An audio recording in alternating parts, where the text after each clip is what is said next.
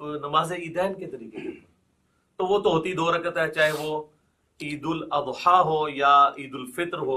السلام علیکم ورحمۃ اللہ وبرکاتہ۔ اللہ سے دعا کرتے ہیں کہ آپ لوگ خیریت سے ہوں گے۔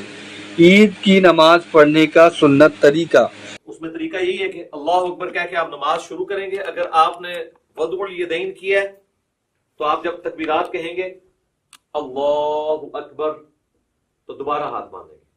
اگر آپ ارسال الیدین کر رہے ہیں تو اللہ اکبر اللہ اکبر، یوں 7 تکبیرات کو آپ پورا کریں گے۔ اور اس کے بعد یعنی ثنا پڑھنے کے بعد 7 تکبیرات، پھر اعوذ باللہ بسم اللہ پڑھ کے امام نے سورۃ الفاتحہ پڑھنی ہے، آپ نے سننی ہے۔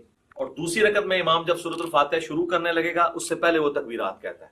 اگر کوئی پہلے میں بھول گیا ہوا ہے تو دوسرے میں 12 پوری کر لے، یعنی یہ زائد تکبیرات ہی ہیں، سنت افضل عمل